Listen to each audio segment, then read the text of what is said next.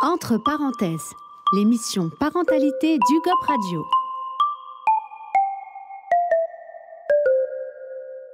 Bonjour à tous et bienvenue sur UGOP Radio, la radio du 12.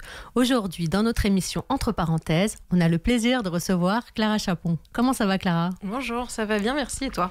Ça va très bien, merci. Alors, est-ce que tu pourrais encore faire l'exercice de te présenter pour la énième fois ?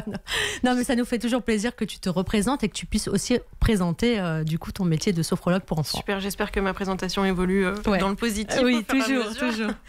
Du coup, je m'appelle Clara Chapon, je suis sophrologue pour enfants et adolescents à Paris 12.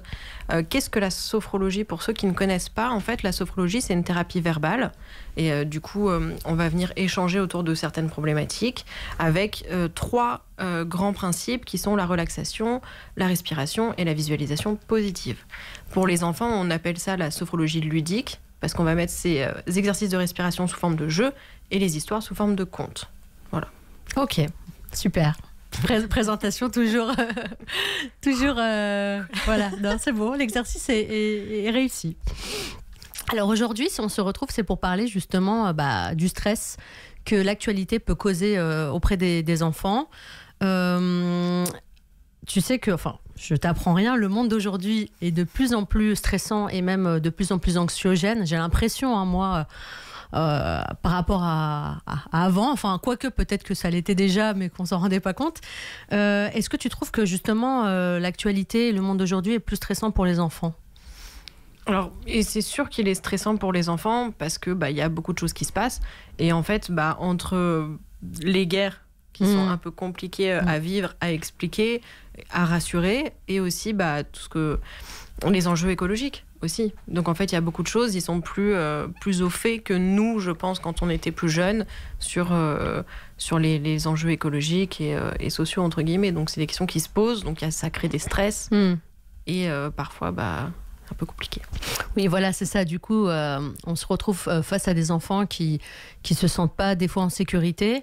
Et des fois, quand un enfant se retrouve face à justement une actualité qui peut être stressante, quel impact ça peut avoir sur lui du haut de son petit âge ?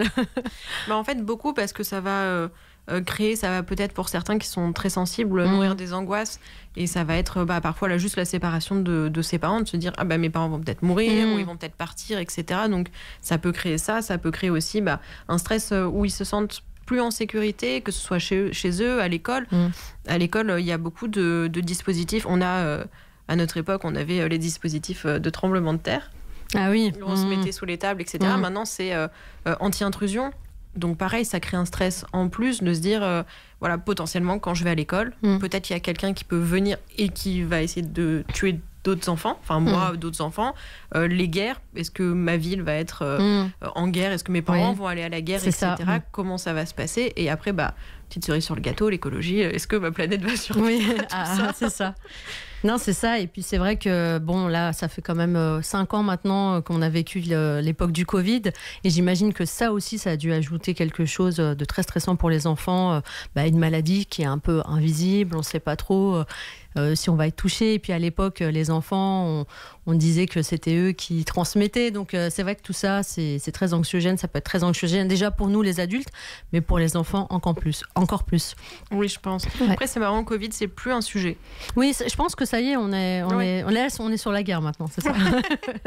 C'est un peu ça, mais pour le coup, Covid, moi, j'entends pas d'enfants qui m'en parlent. Oui, ils sont peut-être pas... Je pense qu'ils sont passés à autre chose. Ils ont un peu intégré ce que c'était, les risques, etc. Ils font attention, mais il y a plus... ces problématiques comme il pouvait y avoir au moment où personne ne savait vraiment ce que c'était, confinement, etc., où ça a créé vraiment c'est ça. Oui, c'est ça, de l'anxiété. Et quand tu te retrouves face à des enfants qui, justement, ont vu des images stressantes ou par rapport, je sais pas, à une guerre ou un fait qui peut être... quelque chose qui peut être un peu traumatisant, comment est-ce que ça peut se traduire chez un enfant ? Est-ce que, ça peut être des problèmes liés au sommeil ou un stress très fort quotidien ? C'est ça, va vraiment être différent en fonction de chaque enfant. On peut avoir un enfant qui va avoir du mal à s'endormir parce que c'est le moment, on sait que le sommeil, c'est toujours un peu compliqué. On a envie d'aller se coucher, mais ça veut dire qu'on éteint aussi, donc on est dans le noir, donc on voit pas. Il y a des enfants qui sont très anxieux par rapport à ça, donc ça veut dire ils se retrouvent tout seuls aussi dans leur pensée, etc. Donc ça peut créer vraiment des problématiques de sommeil. Et parce qu'ils se sentent pas en sécurité, et aussi après un stress au quotidien où ils vont avoir peut-être plus de mal à aller à l'école, avoir la boule au ventre, avoir des maux de tête, etc. parce que ça va générer. Et eux, ils ont un imaginaire aussi qui est très grand pour le positif, ce qui est génial, parce qu'on peut faire plein de choses avec eux, mais c'est pas, on va dire, le négatif, c'est qu'ils vont aussi parfois, sur une situation, imaginer vraiment le pire et se créer des traumatismes, entre guillemets, et du coup des problématiques. C'est ça. Et du coup, toi, dans ta pratique, j'imagine quand tu as des enfants qui, justement, ont entendu des choses assez stressantes ou vu même des images, comment est-ce que, justement, la sophrologie peut les aider à dépasser ça ? On va déjà travailler sur le stress pour les enfants qui en ont. Donc, on va leur donner des outils pour évacuer ce stress, apprendre à se calmer quand ça arrive, pour prendre un peu de recul par rapport à ça. Et ensuite, on va beaucoup travailler sur le fait de se rassurer. Donc, avoir des choses qui nous rassurent. Ça peut être un doudou, ça peut être ses parents. Mais si les parents ne sont pas là parce que c'est à l'école, qu'est-ce qu'on peut faire ? On peut déjà... il y a déjà un peu toute une discussion sur ça. Qu'est-ce qui nous rassure ? Qu'est-ce qui nous fait du bien ? Quel est l'endroit un peu refuge où je peux aller, à la maison et à l'école ? À l'école, la maîtresse, etc., les copains. Et si vraiment je suis tout seul, ce qui n'arrive pas très souvent pour un enfant, des exercices pour justement s'apaiser, se créer un peu une bulle. Moi, c'est un exercice que j'aime bien, c'est un exercice que j'appelle la bulle carrée. Donc, on se crée un peu une bulle et on va choisir tout ce qui nous rassure. Donc, on va se dire, ok, par exemple, quand je lis des BD, j'aime bien, ça me rassure. Donc, on va mettre des BD. On va mettre ses doudous, bien évidemment. Ses parents, souvent, parfois non. Frères et sœurs, pareil, ça dépend des enfants. C'est ça. Pas toujours, mais un endroit avec leur lit ou un canapé, un plaid, des choses douces qui vont vraiment les rassurer. En fait, on se projette dans cette pièce qui est un peu la leur pour dans les moments où c'est stressant, dans les moments où ils ont besoin de s'isoler aussi, d'apprendre et de se dire ok, je ferme les yeux, je souffle et je fais mon exercice et je suis dans mon cocon. D'accord. Et quel conseil tu pourrais donner aux parents justement pour aider les enfants à être un peu au courant quand même de ce qui se passe dans le monde, mais pas qu'il y ait cet impact assez fort que les infos peuvent provoquer auprès des enfants. Comment faire ?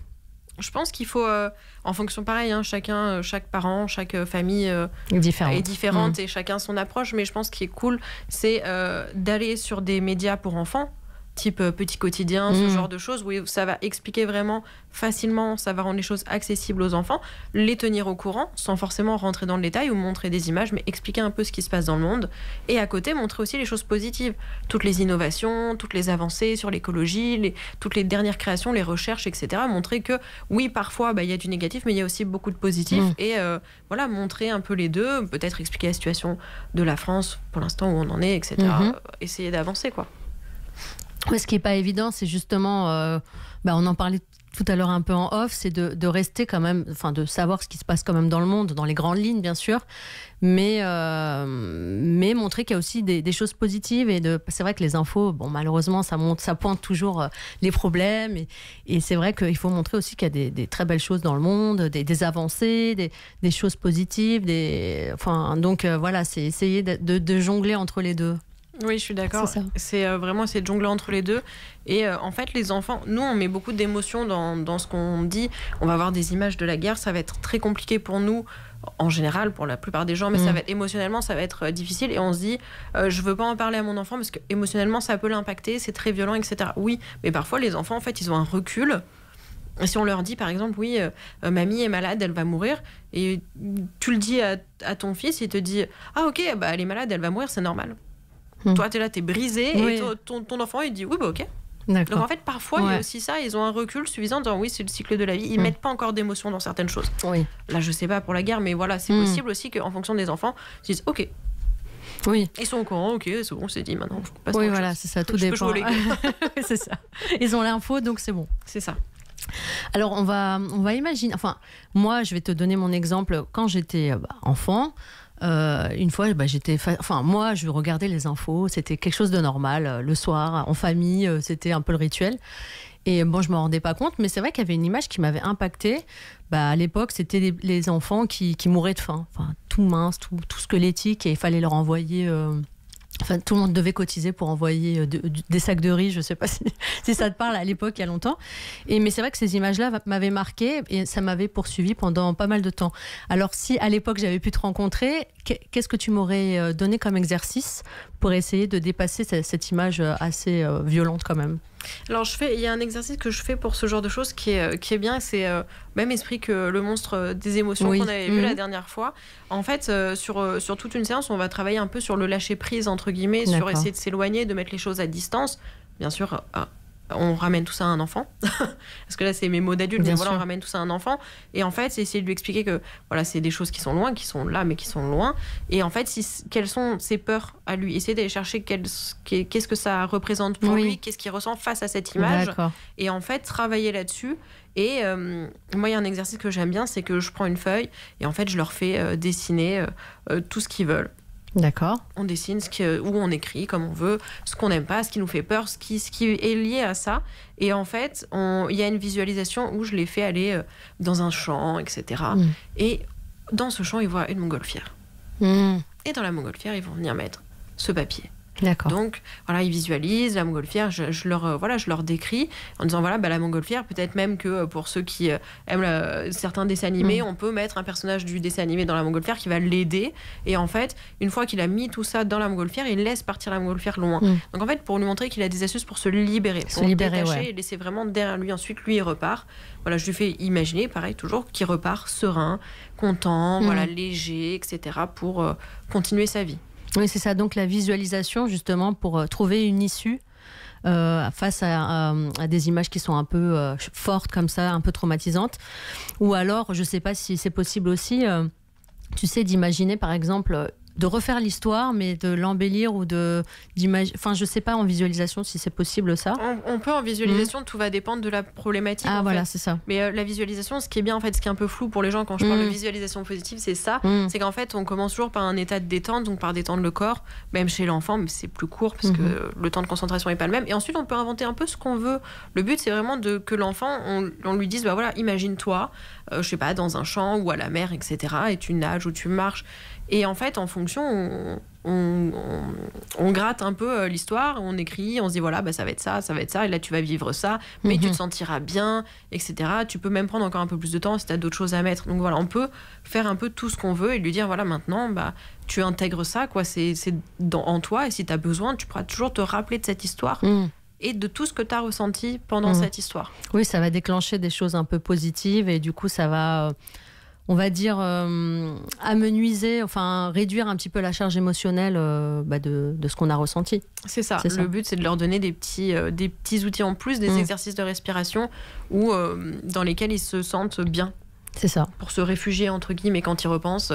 J'avais fait une visualisation avec une petite fille qui était sur une licorne. Ouais, elle montait sur une licorne, c'était génial. Et nanana.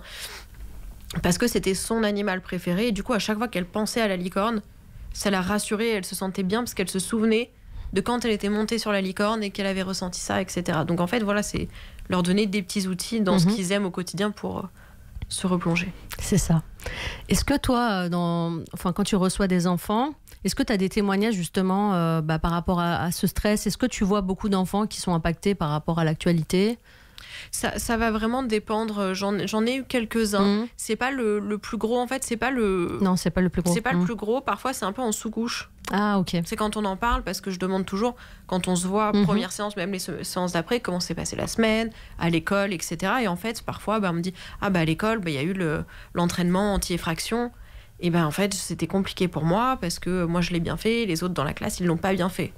Donc, ça veut dire que ça me fait peur, parce que s'il y a vraiment quelqu'un, est-ce qu'ils vont être comme ça, et du coup on prend des risques, etc., etc. Et en fait, parfois c'est le sujet principal et on se voit pour ça, et parfois c'est vraiment dans la séance on en parle parce que ça vient de se passer, donc on va construire autour de ça.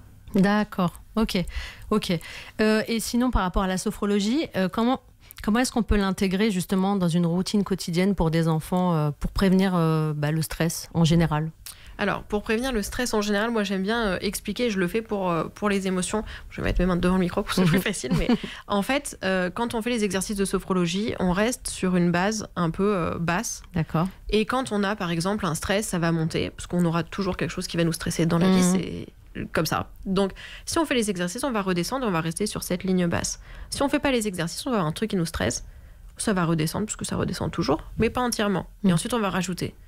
Et ça va redescendre et on va rajouter, on va rajouter. Et du coup, pour redescendre, ce sera très, très compliqué. Moi, ce que je conseille, c'est vraiment faire des exercices au quotidien, que ce soit 1 à 2 fois dans la semaine, juste prendre le temps de se poser, de respirer pour éviter de cumuler, parce qu'on a tous déjà été comme ça quand on est un peu sur les nerfs. C'est ça, en fait. C'est ça, on n'a pas pris le temps de se poser, juste on accumule, on accumule, on accumule, on accumule. Et en fait, après, c'est la petite goutte d'eau qui fait déborder le vase et ça explose. Ouais. C'est un peu la petite vidange émotionnelle à faire toutes les semaines. Et comme tu expliquais dans une précédente émission, c'est ce principe du volcan qui monte, qui monte, qui monte. Alors que si on prend le temps de faire redescendre petit à petit, eh ben, on va éviter justement l'explosion. C'est ça, c'est exactement ça. Et ça marche pour les émotions, pour la colère, la tristesse, mais ça marche aussi pour le stress. Tout est lié, en fait. Le fait de prendre le temps de respirer et de se calmer, ça permet de s'apaiser et il y aura toujours des choses. La vie, elle est faite comme ça. Oui, c'est ça. Malheureusement, il y aura toujours des hauts, des bas, entre guillemets. Mais si on arrive à pas monter très haut, c'est cool. Je pense qu'on le vivra tous mieux et on sera tous plus sereins. Oui, c'est ça. Donc, prendre en charge ses émotions pour pas se laisser déborder et ne pas les mettre sous le tapis parce que de toute manière, elles sont là. Elles sont là et elles vont s'accumuler et ça va être justement plus difficile après. Exactement. Super. Bon, merci beaucoup Clara pour tous tes conseils. Nos auditeurs peuvent te retrouver sur Google, bien sûr. Exactement. Clara Chapon, sur les réseaux sociaux pour prendre rendez-vous. Tu es dans le 12e. Oui, exactement. À Michel Bizot. Et tu reçois le mercredi, samedi, dimanche, exactement, il me semble. J'ai bien retenu. Okay. Bon, super. Merci beaucoup pour tous ces conseils. Merci à la régie pour l'émission et on se retrouve bientôt pour de prochaines émissions en ta compagnie et merci aux auditeurs de nous avoir écoutés sur UGOP Radio. À bientôt, prenez bien soin de vous.